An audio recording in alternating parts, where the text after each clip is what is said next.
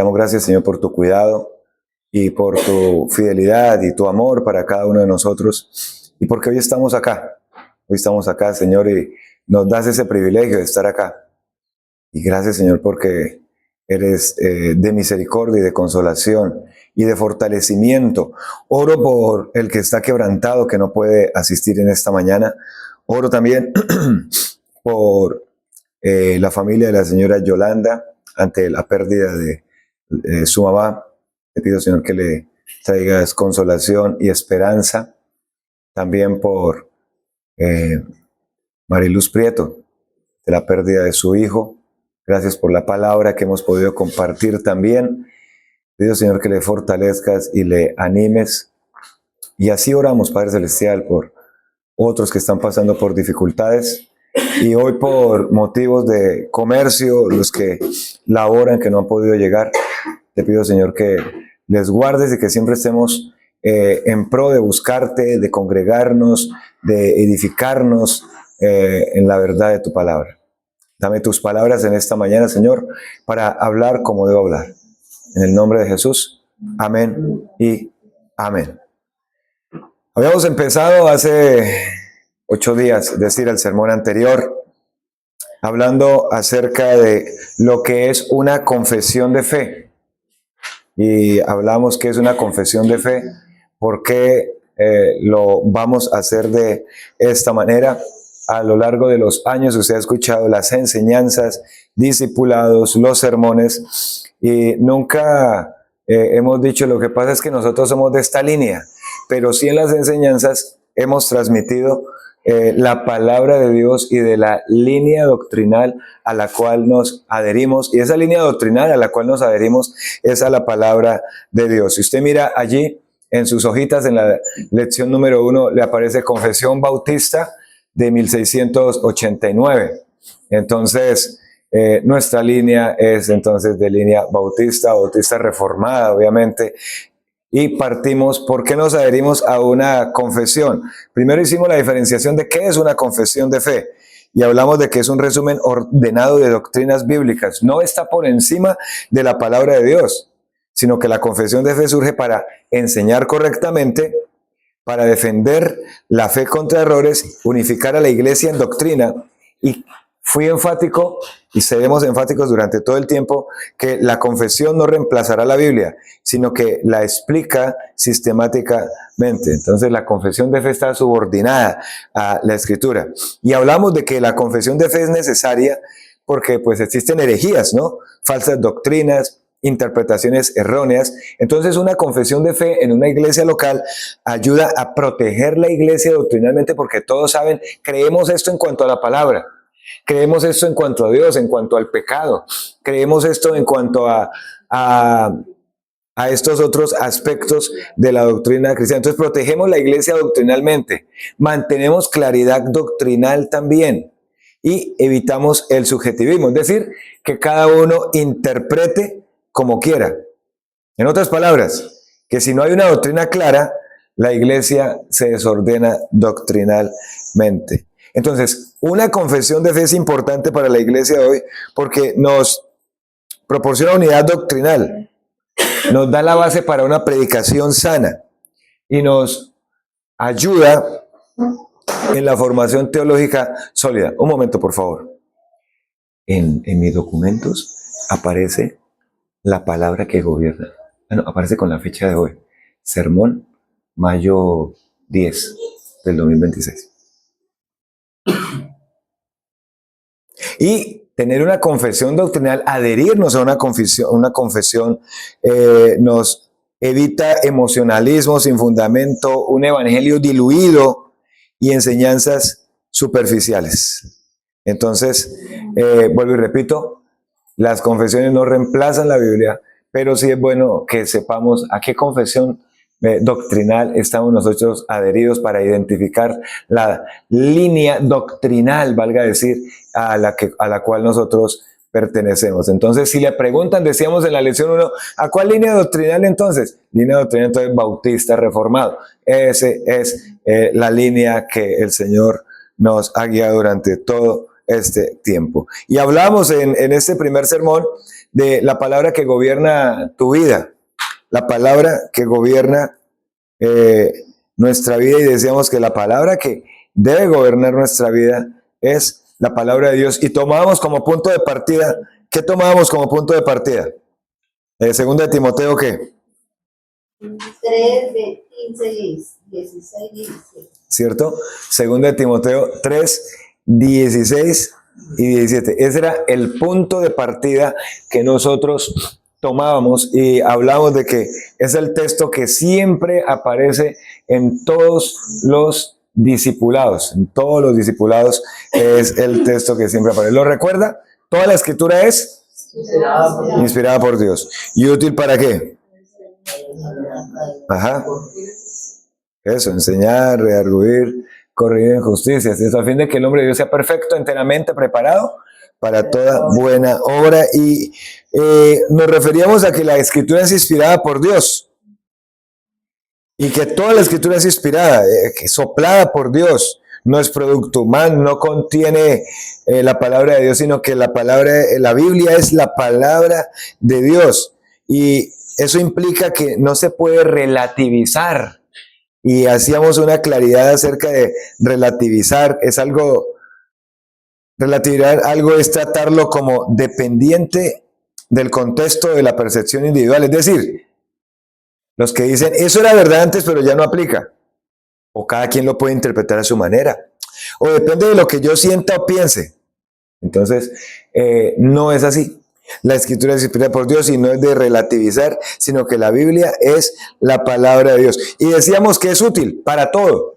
Útil para todo. Para enseñar, para redarguir, para corregir, para instruir. Enseñar, hablamos de que nos dice la verdad. Redarguir nos muestra que está mal. Corregir nos endereza. Instruir en justicia nos forma en santidad.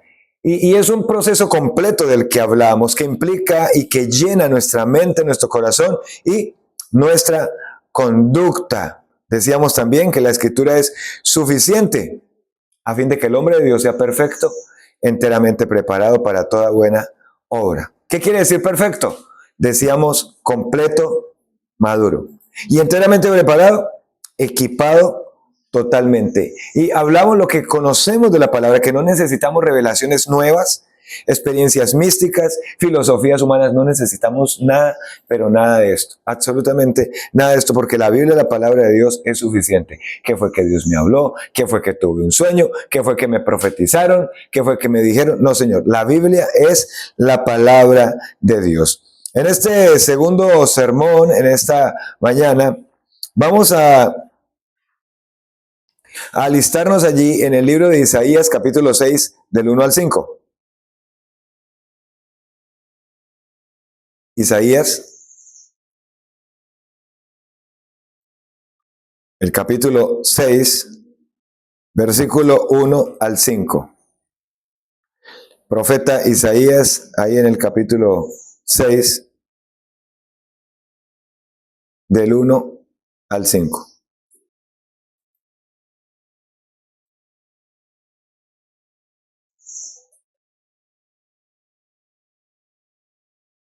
Y este texto de Isaías, capítulo 6, del 1 al 5, lo tenemos allí. ¿Usted lo tiene listo ya en su Biblia? Isaías, capítulo 6, versículo 1 hasta el versículo 5, dice la palabra de Dios.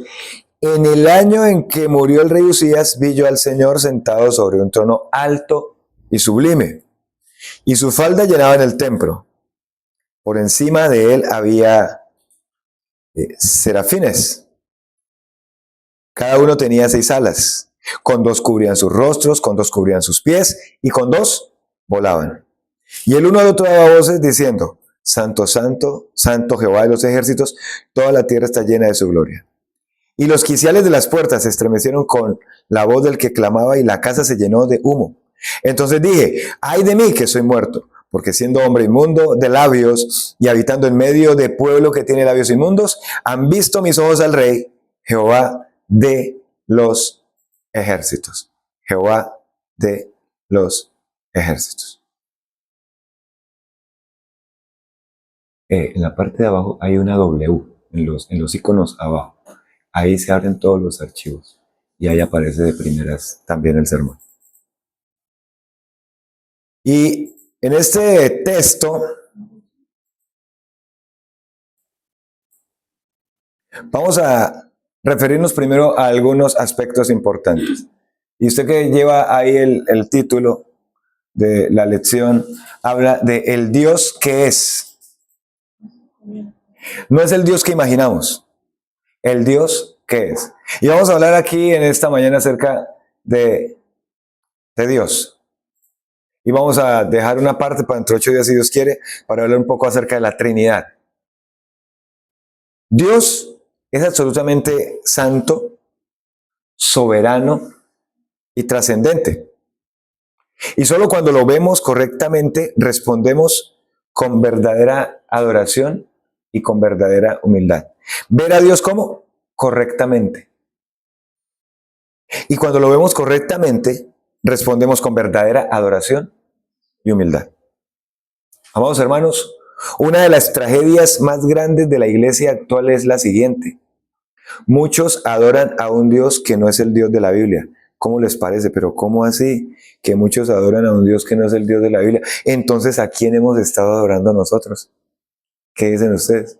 Porque esa es una tragedia terrible que hay, adorando al Dios que no es el Dios de la Biblia.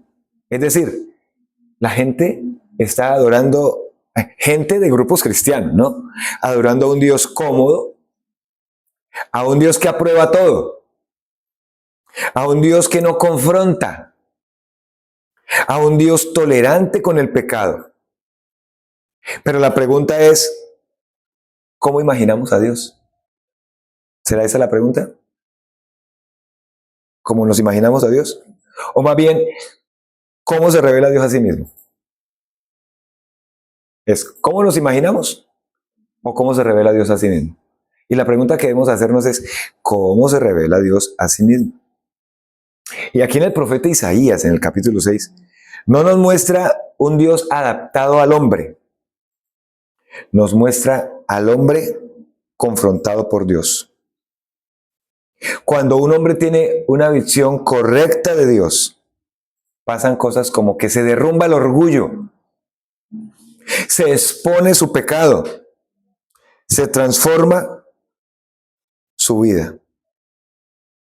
3 cosas pasan cuando vemos al Señor de una manera correcta. No como me lo imagino, sino como el Señor dice en la palabra, como el Señor se revela a sí mismo. Y cuando vemos al Señor con una visión correcta, entonces, como vemos ahí en esos primeros 5 versículos de Isaías capítulo 6, se derrumba el orgullo, se expone su pecado, se transforma la vida. Y antes de ir allí, bueno, ya ahorita vamos quiero leer un archivo que tengo importante acerca de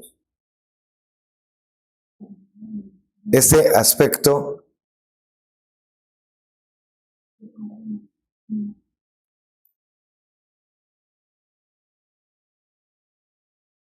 como lo nombra la Confesión Bautista de 1689 acerca de este punto que vamos a desarrollar en esta mañana. Estoy esperando que abra el archivo.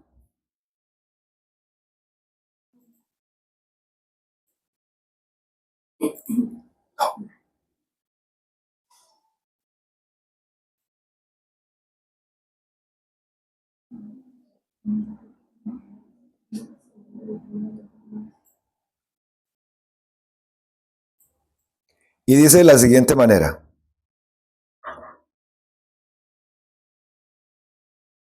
Y a medida que vayamos en cada sermón, vamos a leer lo que dice la confesión de fe y luego vamos a explicarlo. Entonces, el capítulo 2 nos habla acerca de Dios. Dice así. El Señor nuestro Dios es un Dios único, vivo y verdadero, cuya subsistencia está en Él mismo, y es de Él mismo, infinito en su ser y perfección, cuya esencia no puede ser comprendida por nadie sino por él mismo. Es en espíritu purísimo, invisible, sin cuerpo, miembros o pasiones. El único que tiene inmortalidad y que habita en la luz inaccesible. Es inmutable, inmenso, eterno, inescrutable, todopoderoso, infinito en todos los sentidos, santísimo, sapientísimo, libérrimo, absoluto, que hace todas las cosas según el consejo de su inmutable y justísima voluntad para su propia gloria, para su propia gloria. Es amantísimo, benigno, misericordioso, longánimo, abundante en bondad y verdad y perdonador de la iniquidad, la transgresión y el pecado. Galardonador de los que le buscan con diligencia y sobre todo justísimo y terrible en sus juicios, que odia todo pecado y que de ninguna manera dará por inocente al culpable. Citas que vamos a mirar algunas en esta mañana: Deuteronomio 6:4, Jeremías 10:10, Primera de Corintios 8:4 al 6, y algunas de ellas vamos a mirar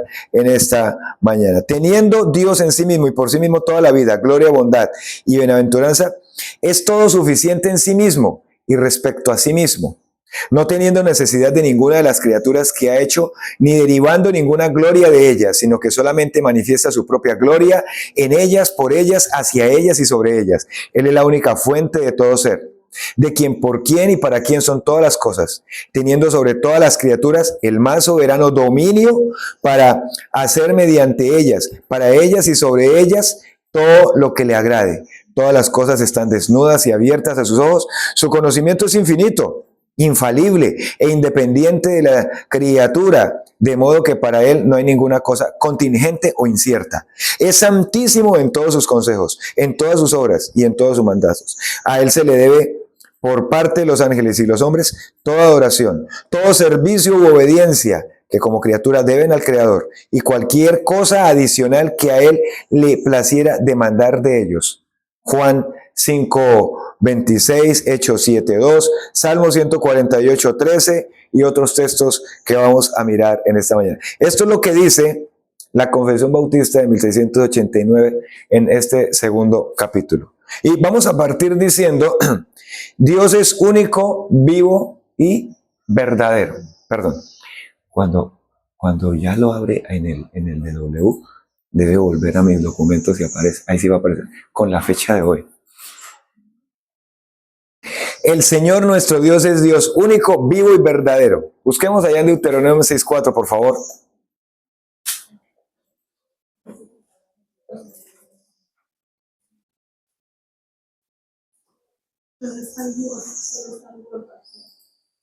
Busque por favor Deuteronomio 6:4. 6:4.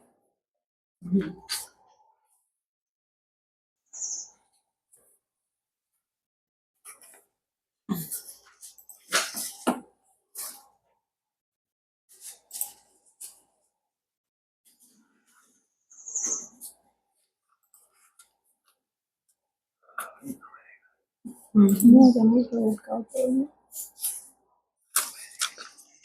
¿Qué pasa con esto? Desde la clase de la anterior. Sí.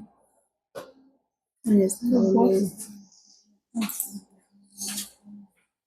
Bien.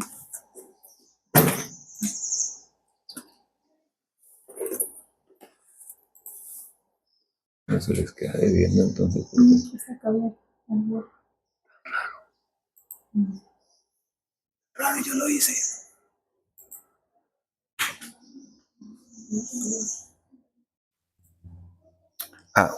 Bueno, un momento, hay otra opción porque es que es necesario las diapositivas.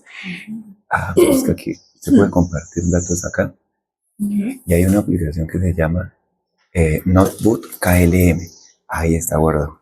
Porque me quedó ahí y es la primera que aparece. Bueno, Dios es único, vivo y verdadero. Deuteronomio capítulo 6:4. El Señor nuestro Dios es único, Dios vivo y verdadero. ¿Y qué dice el texto? Oye Israel, Jehová nuestro Dios, Jehová uno es. La palabra hebrea para uno es esa palabra yehad, y nos habla de unidad compuesta. Y no nos está enseñando acá un Dios solitario, sino un solo ser divino. No es un Dios solitario, sino un solo ser divino. Y Jeremías 10:10 dice, mas Jehová es el Dios verdadero, Él es el Dios vivo y Rey eterno. Los ídolos son muertos. Pero ¿qué dice el texto acerca de Dios? Que Él es vivo, activo y soberano. Dios es vivo, Dios es activo, Dios es soberano, Dios es único. No existen varios dioses. No existen varios dioses y por los años hemos enseñado lo que dice la palabra de Dios, pero por los años también, esta es una verdad que siempre ha estado en choque, pero no porque tenga desventaja la verdad de la palabra de Dios, sino que ante el paganismo de la sociedad que cree en politeísmo, cree en idolatría, paganismo, de ver a Dios como el Dios único, vivo, real y verdadero. Además, Dios no solamente es único, sino que Dios es vivo. Dios no es energía. Dios no es una fuerza impersonal. Dios no es solamente una filosofía abstracta, como dicen algunos, sino que Él habla. Cuando dice allá en la lectura que dice este capítulo de la confesión, dice amantísimo, o sea, que ama mucho, juzga, gobierna. Dios es verdadero. Dios es verdadero. Juan 4:24, ¿cierto? Usted lo ha leído. Dios es verdadero. Todo lo demás depende de Él para existir. Muchos dicen creer en Dios, pero crean un Dios emocional, un Dios que se acomode a la cultura, un Dios humanista y un Dios que tolera el pecado. Pero la Biblia revela al Dios verdadero, no al Dios que la gente se imagina. La Biblia, la palabra de Dios, nos muestra al Dios verdadero, no un Dios que la gente se imagina. Y así como se imaginan, entonces se relacionan con Dios. Pero cuando vemos lo que Dios ha revelado de sí mismo en su palabra, entonces ya la idea es totalmente diferente. No vemos a un Dios que algunos imaginaron y me contaron, sino a un Dios que es vivo, que es real y que es verdadero. Este aspecto de la confesión habla de la aceidad de Dios. ¿Qué es eso de la aceidad? Significa que Dios existe por sí mismo. Su subsistencia está en Él mismo y de Él mismo. Es decir, que Dios no depende de otro, no fue creado. No depende de nadie. Y cuando usted ve allí en el texto de Éxodo 3:14, dice, Dios dijo, yo soy el que soy. ¿Recuerdan la escena, cierto? Estaba Moisés, el Señor lo llama allí de la zarza para comisionarlo, para ir a sacar, para que sacara al pueblo de Israel, para ser el elemento que Dios iba a utilizar para sacar al pueblo de Israel de allí de la esclavitud de Egipto. Y entonces, ahí las preguntas de Moisés. Y una de esas es ¿cuál? Y si me preguntan quién me mandó, ¿qué digo? Entonces dirás al pueblo, yo soy el que soy, me envió. Este es. ¿Qué es el yo soy el que soy? Autoexistente, autosuficiente, que existe por su propio poder. Cuando vemos la aceidad de Dios, vuelvo y repito, hablamos de que Dios existe por sí mismo. O sea, Dios tiene independencia absoluta, porque Él es eterno. Dios no necesita oxígeno, no necesita alimento, descanso, ayuda humana, adoración para sobrevivir. En cambio, nosotros sí dependemos de Él. Cada respiración nuestra proviene de Dios. El hombre moderno vive como si Dios necesitara aprobación humana. ¿Se habían pensado en eso? El hombre moderno vive como si Dios necesitara aprobación humana. O sea, como si Dios necesitara que nosotros le busquemos. Como si Dios necesitara que nosotros cantemos. Como si Dios necesitara que nosotros leamos la Biblia. Como si Dios necesitara que nosotros nos congreguemos, que nosotros crezcamos en Él o que vivamos. Dios no necesita nada de eso. Dios no necesita nada de eso. Él existe por su propio poder. Porque Él, por Él y para Él son todas las cosas. Más bien nosotros somos los que necesitamos depender de Él. Pero Dios no necesita al hombre. El ser humano es el que necesita a Dios de una manera desesperada. El ser humano necesita a Dios de una manera desesperada. Y vamos a mirar algunos de los atributos que aparecen en esta confesión, que los hemos estudiado también en discipulados y los vamos a recordar acá. Primero, Dios es soberano. Dios es soberano. Y lo podemos encontrar ahí en el texto que leíamos de Isaías 6:1. Dice,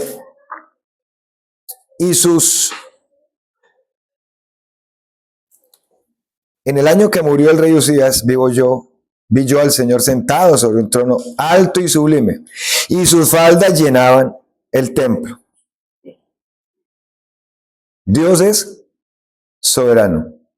Allí en la frase, vi yo al Señor sentado sobre su trono, o sobre un trono.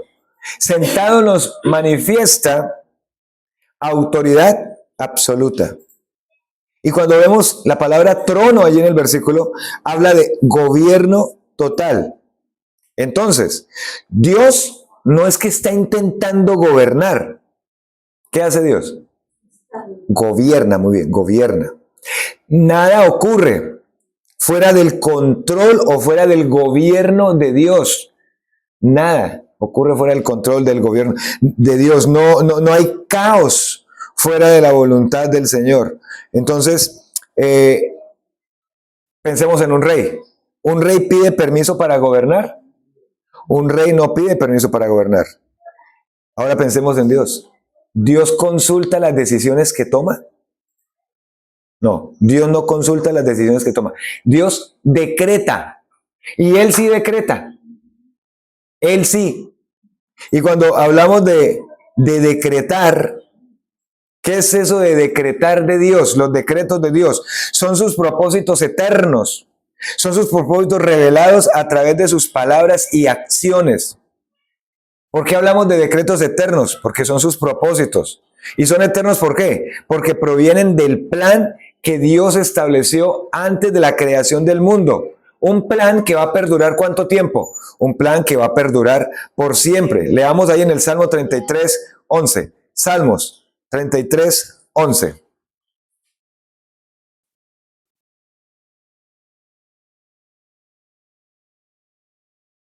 Salmos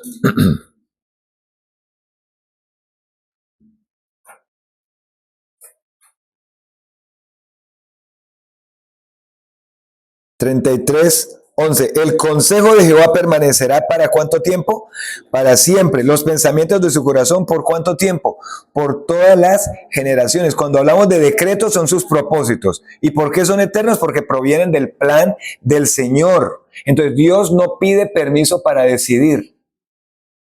Dios no pide permiso para decidir. Él decreta porque tiene un plan que va a durar, como dice aquí el versículo, ¿por cuánto tiempo? ¿Por cuánto tiempo ese plan? Por todas las generaciones, permanecerá para siempre. Entonces, los decretos de Dios abarcan todos los acontecimientos de la historia.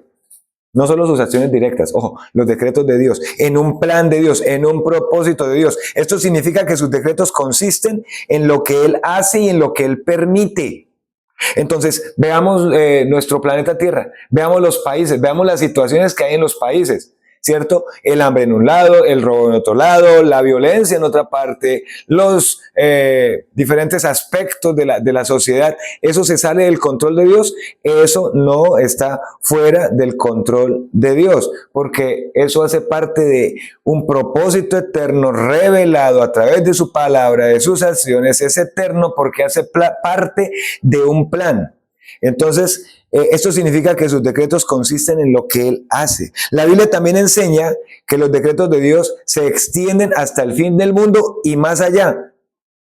Y nos revelan realmente lo que es el Señor. Entonces, Dios es soberano. ¿Hay algo que se le escape al Señor?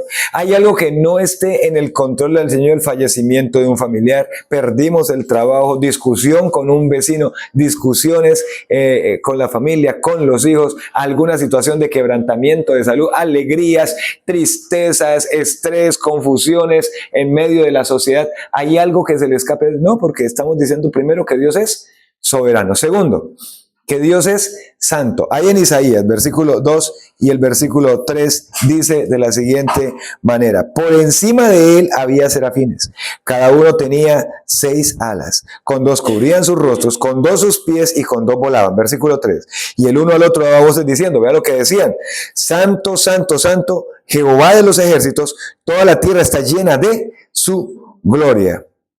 Dios es que no solamente una vez santo, Dios es 3 veces santo, santo, santo, santo, una repetición triple. ¿Qué quiere decir eso? ¿Qué quiere decir eso, esta repetición así cuando aparece en la Biblia? Ejemplo, en el Nuevo Testamento dice, de cierto os digo. Sí, por el Apocalipsis, ay, ay, ay, aparece así 3 veces. Eso quiere decir énfasis máximo. Y aquí en este versículo de Isaías 3 nos está mostrando acerca de ¿qué? De la santidad de Dios. ¿Y qué quiere decir eso? Que Dios es ¿qué? Separado, que Dios es puro, que Dios es perfecto. Sin embargo, Dios es amor, pero el texto no nos está diciendo Dios es amor, amor, amor. O Dios es poder, poder, poder. Sino está diciendo ¿qué? Y el uno el uno al otro daba voces diciendo, santo, santo, santo. Dios es moralmente perfecto. Totalmente distinto al pecado. Por ejemplo, el sol quema lo que se acerca demasiado. ¿Sí sabían ustedes? Por supuesto. Y veamos ahora que la santidad de Dios consume todo lo impuro. La santidad de Dios consume todo lo impuro. Ahora, ¿tomamos nosotros en serio el pecado? Amados hermanos, ¿tomamos en serio el pecado? ¿O hemos hecho a Dios un Dios con D minúscula que tolera el pecado? O sea, lo tolera en mi vida, pero cuando se trata de la vida de otro, entonces ¿qué hace uno? Que caiga todo el peso de la ley de Dios. Pero cuando yo lo cometo, suave, ¿cierto? Suave. Y durante todo el Antiguo Testamento, durante todo el Nuevo Testamento, la palabra de Dios nos muestra acerca de la santidad de Dios. Cuando usted mira Génesis 3, hay un hecho allí cuando Dios saca al hombre del huerto del Edén y pone una espada encendida que rodease el huerto para que Adán y Eva no volvieran otra vez a entrar más allí. Ahí está manifestado que la santidad de Dios. El hombre había pecado, Dios es santo, el hombre no tiene comunión con el pecado. Cuando el Señor le dijo a Moisés que preparara al pueblo porque el Señor iba a aparecer en el monte Sinaí y le dijo que colocara límites y cualquiera que pasara el límite tenía que morir, iba a morir. ¿Por qué? Porque Dios está separado del hombre por causa del pecado. ¿Por qué? Porque Dios es ¿qué? Santo. Santo. ¿Recuerdan el tabernáculo? Lo dividía una cortina, esa cortina se llamaba el velo y esa cortina hacía separación entre ¿qué? Entre el lugar santo y el lugar santísimo. ¿Y eso nos recordaba qué? Que el hombre está separado de Dios por el pecado y que Dios es santo. Y por eso el lugar se llama el lugar santísimo. Amados hermanos, ¿tomamos en serio el pecado? ¿O hemos hecho de Dios un Dios con D minúscula que tolera el pecado? Tolera el pecado. Que lo pasa por alto. Que lo pasa por alto en mí. Pero en otros que les caiga el peso de la ley. Vamos a mirar el tercer atributo que aparece allí en el versículo 3 y 4 de Isaías. Dice, Jehová de los ejércitos, toda la tierra está llena de su gloria. La última parte del versículo 3. Ahora el versículo 4. Y los quiciales de las puertas se estremecieron con la voz del que clamaba, y la casa se llenó de humo. Dios es un Dios, ¿qué atributo vemos ahí? Glorioso. Porque dice, toda la tierra está llena de ¿qué? De su gloria. Dios es un Dios glorioso. Toda la tierra está llena de su gloria. ¿Y qué es gloria? No la hermana Gloria. Pero cuando hace referencia a la gloria, ¿a qué hace referencia? ¿Qué es? Dice, toda la tierra está llena de la gloria. Y la gloria se manifestó ahí, en esta visión de Isaías. Y la gloria del Señor se manifestó allá en el tiempo de Moisés y en varias ocasiones vemos la gloria del Señor. ¿Pero a qué se refiere eso? Lo que estamos viendo como un atributo de Dios, que Dios es, bueno, santo, pero que Dios es glorioso. La gloria hace referencia a la manifestación de quién es Dios. A la manifestación de quién es Dios. Y todo refleja la grandeza del Señor. Ustedes recuerdan lo que dice Romanos capítulo 1, versículo 18 en adelante, donde nos habla diciéndonos que su eterno poder y deidad se hacen claramente visibles. Entonces, por medio de la creación vemos la manifestación de la gloria de Dios, que Dios existe, que Dios es real, que Dios es verdadero. Pero hay algo más. Dios no necesita ser reconocido, porque Él ya es glorioso. ¿Me hago entender? Dios no necesita ser reconocido porque Él ya es glorioso, Él ya es soberano, Él ya es eterno, Él ya es único.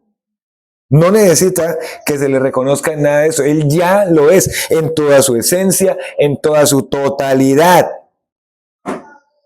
Veamos el diamante, lo conocen, por lo menos que lo hayamos visto por YouTube, ¿cierto? Eso. Un diamante no necesita publicidad para ser valioso, ¿o sí?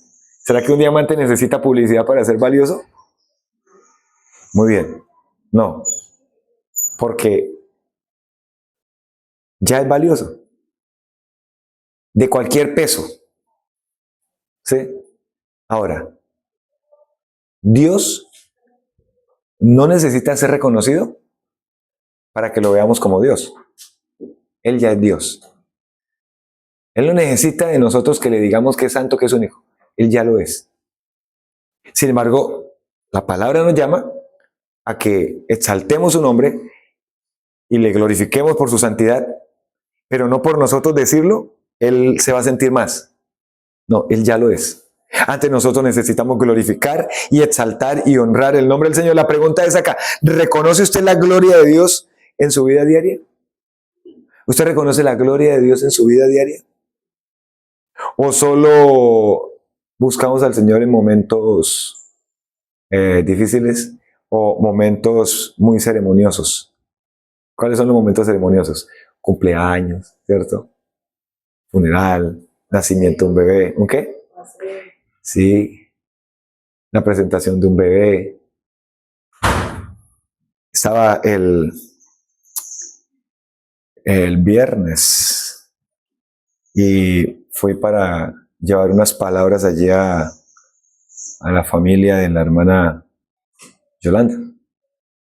Y esa era la pregunta. La pregunta era que en medio de la religiosidad que muchas veces embarga una situación de esa, porque embarga una religiosidad terrible, ¿sí?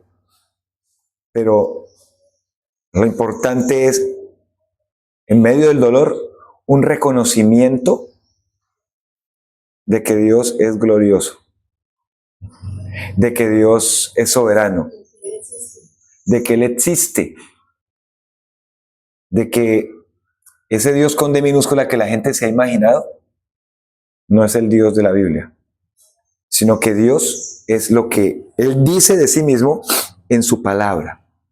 Lo que Él dice de sí mismo en su palabra. ¿Reconocemos la gloria de Dios en nuestra vida diaria? ¿O solamente lo dejamos, como hablaba yo el viernes, para momentos ceremoniosos?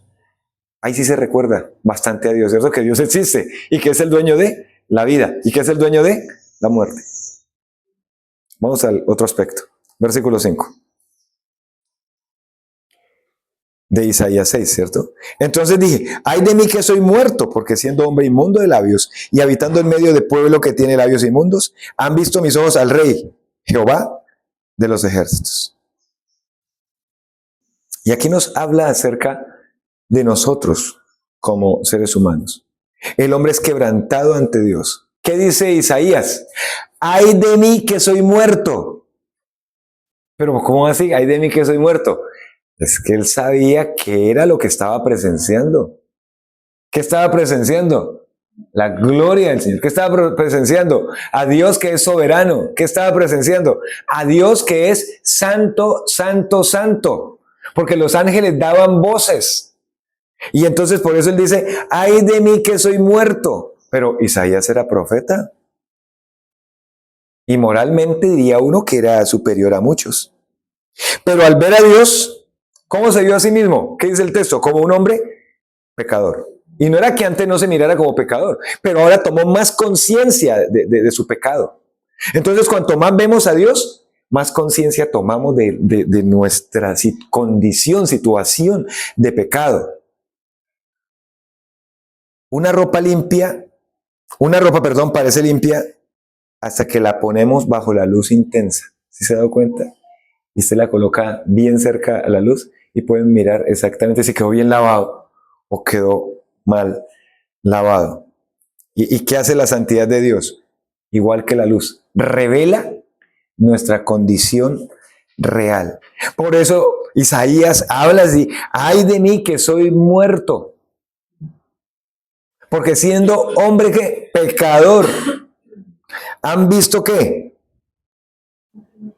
Hombre pecador o que tiene labios, perdón, inmundos, han visto mis ojos al Rey, Jehová de los ejércitos. Ver a Dios, ¿quién es Dios? ¿Cómo se revela a sí mismo? En la palabra nos lleva, amados hermanos, a tener respeto realmente por Dios. Respeto por Dios. Ay de mí que soy muerto. Claro. La presencia específica y claritica de Dios. Su gloria. Su santidad. Santo, santo, santo. Él sabía exactamente dónde estaba. No así como Moisés, cuando el Señor se le aparece en Éxodo 3. Quita el calzado de tus pies porque el lugar en el que estás, tierra santa. ¿Dónde estaba él? Estaba ante la presencia de ¿quién? Del Señor. Es que la santidad de Dios revela nuestra condición real. Y hoy día en los contextos cristianos no se habla de santidad porque se ha minimizado a cosas externas. Sí, y yo sé que lo externo manifiesta lo que hay en el corazón, porque eso dice la Biblia. Pero se ha minimizado a solamente ropa. Ropa, camisas, faldas, cabellos, un rostro demudado las mujeres y aún uno como hombre, ¿sí?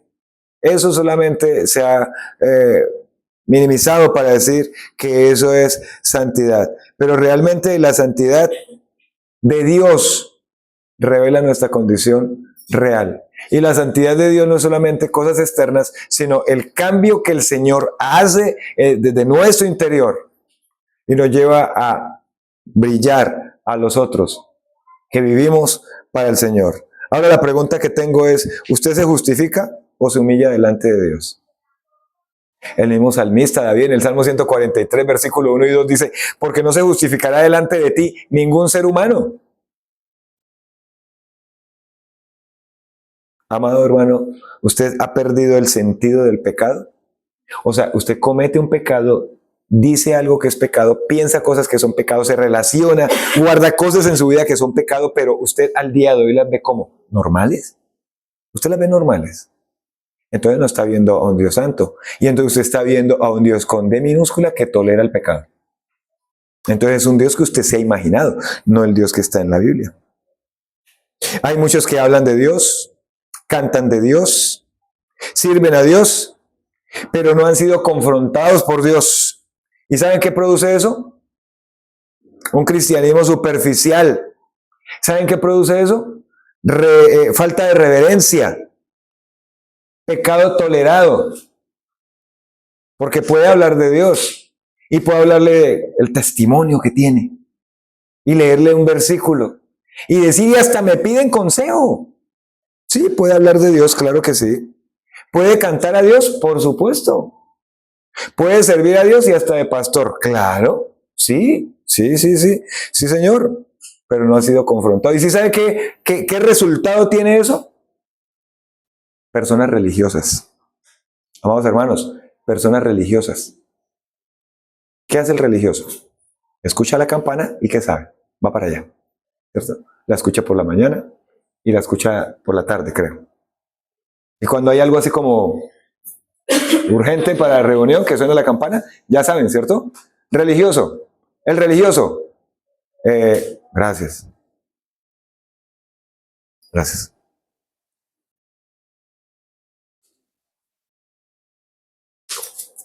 El religioso. Peco. rezo y en paz. ¿Cómo sería con el cristiano? A ver, ¿cómo sería el cristiano? Peco, confieso, o lo reconozco, ¿cierto? Muy bien. Ese es completo. Ese es completo. Peco, confieso, me arrepiento y me aparto. Ese está bien. Pero digamos, si fuera a seguir la misma línea del religioso común, peco, confieso y empato. ¿Cierto? El otro era rezo, ¿no? ¿Cierto? Entonces peco, confieso y sigo. Y es porque me he hecho en mi mente un Dios con D minúscula que tolera mi pecado. Entonces eso se llama cristianismo ¿cómo? Superficial. ¿Cómo más se llama eso? Falta, sí, religiosidad, falta de reverencia, tolera mi pecado. Entonces tenía razón Isaías al decir, ay de mí que soy muerto. ¿Dónde estaba él? ¿Qué escuchó él? ¿Qué había alrededor de él? La gloria del Señor. Sí, estaba en un pueblo, sí, lo que dice el texto, Victoria, claro. Pero ahí en ese momento, en esa visión, la misma presencia del Señor, de Dios. ¿Se imagina? Y nosotros olvidamos, nosotros no necesitamos una visión de esas, porque olvidamos que la presencia del Señor está ¿dónde? Eso es terrible. La presencia del Señor está ¿dónde? ¿Dónde está la presencia del Señor?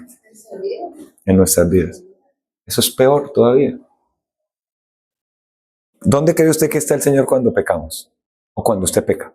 En lo que sea, en lo que sea. ¿Sí? En lo que sea, o sea, palabra, acción, lo que sea, lo que sea. ¿Dónde está el Señor? Está ahí, mira, y está dentro de nosotros como un sello. Eso es peor todavía. ¿Qué tal, amados hermanos, que fuera como antes? ¿Qué tal que fuera como antes? Y esto me hace recordar cuando en el día de la expiación, en Levítico 16, entraban una vez al año, ¿recuerden? Entraba el sumo sacerdote para oficiar ceremonia, ¿sí? Por el pueblo, por él. El Señor prometía aplazar el castigo por un año, pero había algo en las vestimentas. Había algo en las vestimentas. Y en la vestimenta que colocaban ese día, en el borde de la vestimenta, de la túnica, por decirlo de alguna manera, había unas campanitas. Y el sacerdote, el sumo sacerdote, entraba amarrado por un lazo que llegaba hasta afuera. ¿Y ustedes saben por qué? Podía morir. ¿Por qué podía morir? Porque no se acercaba a la manera. Porque no se acercaba como Dios decía. O sea, que se fuera a acercar allá tolerando el pecado en su vida, en su familia. Entonces las campanitas, como eso era silencio total, eso las campanitas yo creo que se escuchaban a varios metros a la redonda, ¿sí?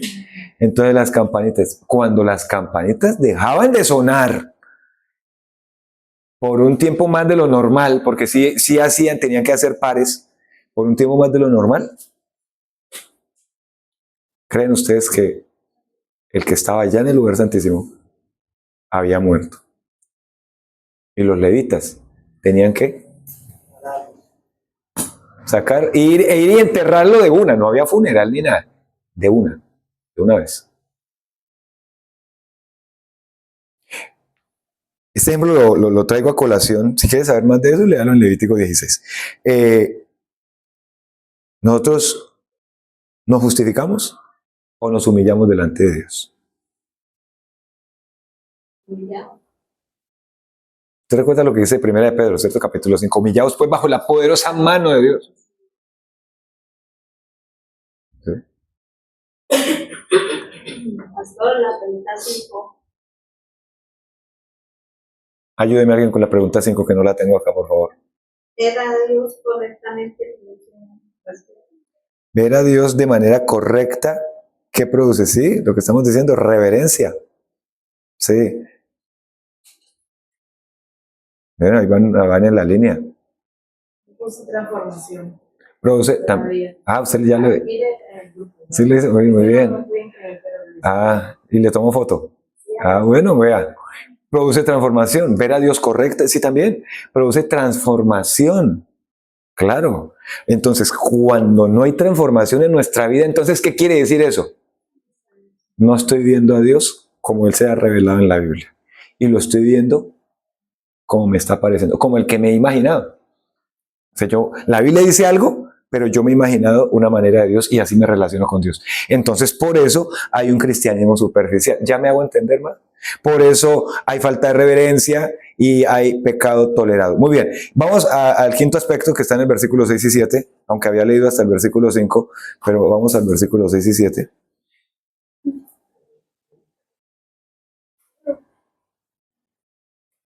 Dice así, versículos 6 y 7.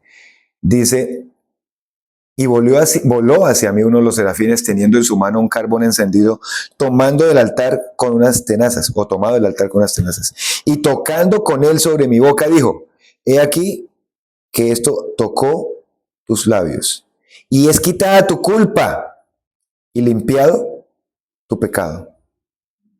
Aquí en ese versículo, ¿sí sabe qué aparece? El Evangelio. Y yo sé que el texto base que utilizamos es hasta el 5, pero no podemos ignorar la solución. Isaías reconoce que, ay de mí que soy que en el versículo anterior, muerto, soy hombre pecador, inmundo de labios, bueno, pecador, ¿cierto? Isaías reconoce su pecado, pero Dios, ¿qué proveyó? ¿Qué está haciendo ahí con unas tenazas, un carbón encendido? ¿Qué está haciendo? Limpiando, una palabra que no se les olvida ahí, purificando. Dios provee purificación. Entonces dice, un carbón encendido toca sus labios. ¿Sabe esto a quién apunta? A Cristo. Amados hermanos, Cristo es quien limpia. Él es quien purifica. Él es el que nos hace aceptos ante Dios. Él es. Este es el evangelio acá. Cuando veo a Dios como lo debo ver, cuando una persona que no tiene a Cristo y le hablo de Cristo y le llevo por medio de la palabra a ver a Dios como lo debe ver, como santo, justo, amoroso al enviar a Jesucristo, pero que también no dará por inocente al culpable, esto va a llevar a que la persona reconozca su condición y me va a dar una oportunidad del Señor allí para hablarle de una solución también, llevarle a que reconozca su pecado, a que vea que el Señor propone o provee limpieza, purificación y le acepta en Cristo.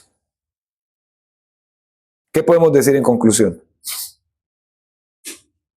Nuestro concepto de Dios lo debemos ajustar no a lo que nos hemos imaginado. ¿Ya se da cuenta cuántos discipulados ha tenido usted? ¿Cuántos discipulados? Yo a veces me pongo a recapitular cuántos discipulados le he dado a las personas en 20 y tantos años. Y a veces hay personas que lo conocen a uno por más de 10 años y reciben discipulado. Pero así reciban discipulado y estudio bíblico, se han hecho sin embargo una imagen de Dios con D minúscula que tolera mi pecado y que me pasa a mí por alto todas las cosas y que puedo vivir como quiera. No, usted, amado, no debe ajustar su concepto de Dios al concepto de la Biblia, al concepto de la Biblia. Entonces no fabrique un Dios emocional. ¿Qué más debe hacer? Recupere un temor reverente, el temor de respeto al Señor. Porque por idearse su propio Dios, por eso entonces su vida cristiana es de una vida de irrespeto. O sea, no me interesa si continúo en un pecado ahí, no me interesa. Pecado lo cargo por siempre. Sí, es como el que está en fornicación, lo lleva por siempre. El que está en adulterio, ahí, lo lleva por siempre. ¿Por qué? Porque tiene una idea de Dios, se hizo una idea de Dios propia, que tolera mi pecado. Ah, ¿cómo soy salvo por gracia? Sí. Yo me salvo por gracia. Claro que sí me salvo por gracia. Pero es que eso ha quitado que yo soy responsable delante de Él. No, eso no ha quitado que soy responsable delante de Él. Entonces no se fabrica un Dios emocional. Recupera el temor reverente. Dios no es nuestro igual. Él es soberano, santo. Reconozcamos nuestro pecado, amados hermanos, seriamente, tal cual como Isaías allí. Y como dijeron por acá ustedes, sin convicción no hay transformación. Sin convicción no hay transformación. Entonces nosotros hoy día no necesitamos una mejor versión de nosotros. No necesitamos una mejor versión de nosotros. Más adelante, por favor. Otro. No necesitamos una mejor versión de nosotros. Necesitamos una visión correcta de Dios. Eso es. No es mi mejor versión, para que me crean, mi vida cristiana. sino necesitamos, ¿qué? Una visión correcta de Dios. ¿Y qué es lo que nos va a dar una visión correcta de Dios? ¿Qué es lo que nos va a dar una visión correcta de Dios? Como dijimos en el sermón anterior, su palabra que es suficiente. ¿Y qué nos va a dar una visión correcta de Dios? Que la misma palabra nos habla acerca de Dios y Dios se ha revelado a través de la palabra para nosotros. Eso nos va a dar una visión correcta de Dios. Cuando vemos a Dios como Él es, nosotros ya no vamos a seguir siendo lo mismo. ¿Usted cree que Isaías siguió siendo el mismo después de esa visión del capítulo 6? ¿Siguió siendo Isaías el mismo o no? ¿Qué dicen ustedes? No, no fue el mismo. ¿Y cuántas veces lo hemos dicho en el Nuevo Testamento cuando hablamos de textos del Nuevo Testamento? Que todo aquel que se acercó a Jesús se fue diferente. Hubo unos, claro, contados que se fueron igual, ¿sí? Pero todo el que se acercó a Jesús se fue transformado, ¿sí? Sí, hay unos como el hombre rico, anda y vende todo lo que tiene y da a los pobres, y se fue triste porque tenía muchas cosas, ¿cierto? Pero podemos recordar a un Nicodemo, ¿sí o no? Podemos recordar a una mujer samaritana, podemos recordar a aquella mujer que tocó el manto de Jesús. Podemos recordar al endemoniado gadareno. Podemos recordar al hombre que lo bajan entre sus amigos y por encima del techo y lo colocan al frente de Jesús. Podemos recordar a muchos que cuando tuvieron esa cercanía con el Señor y vieron al Señor como lo debo ver correctamente y no como el Jesús que ellos se habían imaginado, cuando lo vieron como lo debían ver, con fe, realmente reconociéndolo como lo que Él es, escucharon de Jesús: tus pecados te son perdonados. Y se fueron como una vida de qué tipo? Transformada. Ya no volvieron a ser iguales.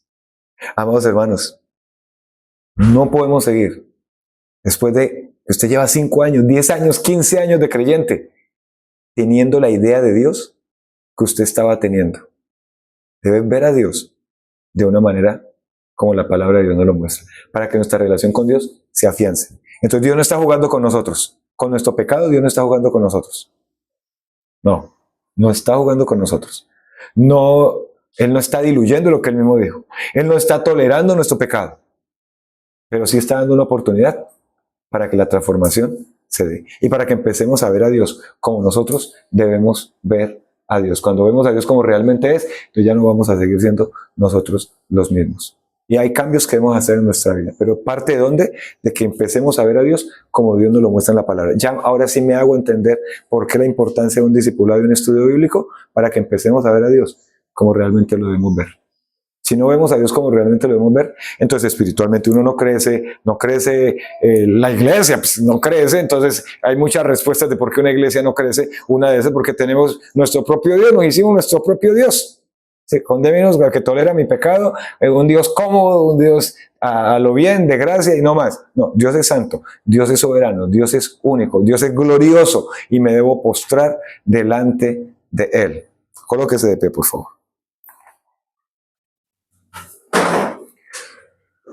Oramos, Señor, en esta mañana dándote gracias, Señor, por tu palabra. Tu palabra nos muestra lo que tú eres, no lo que nosotros nos imaginamos. No eres un Dios cómodo que aprueba todo y que no confronta y que toleras el pecado. Más bien eres un Dios real, un Dios que te revelas a ti mismo ahí en tu palabra. Y cuando te vemos así, todo orgullo se derrumba y se expone el pecado y la vida se transforma. Así como lo vemos acá en estos versículos del profeta Isaías. Tú eres único, Señor. Tú eres vivo, Señor. Eres verdadero. Eres existente por ti mismo.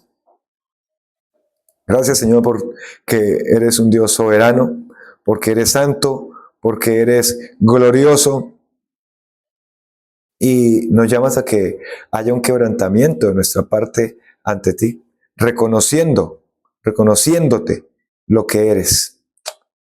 Como Isaías se reconoció realmente lo que era, pecador, de labios inmundos, y reconoció: soy muerto.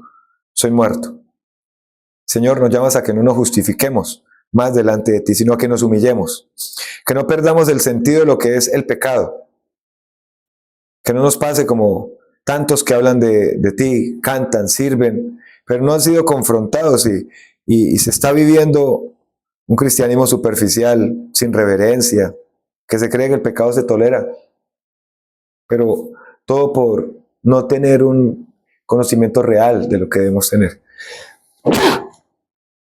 Señor, gracias por tu palabra, que tu palabra, como veíamos en este texto, nos ofrece solución. Tú eres el que limpias, tú eres el que purificas, tú eres el que nos hace aceptos ante ti, el que das transformación. Señor, gracias. Que no se trata aquí de mostrar una mejor versión, sino tener una visión correcta de ti. Que realmente cuando te vemos como tú eres, ya no debemos seguir siendo los mismos. Tú transformes nuestras vidas, Señor.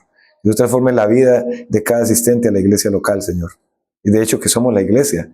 Entonces que tú transformes y que cada uno, Señor, podamos ver lo que debemos ver y dar pasos de transformación y dar pasos realmente de cambio verdadero, de cambio real en nuestras vidas. Y eso se va a dar cuando te vemos a ti como realmente eres. En el nombre de Jesús, amén y amén. Amén. Siéntese, por favor.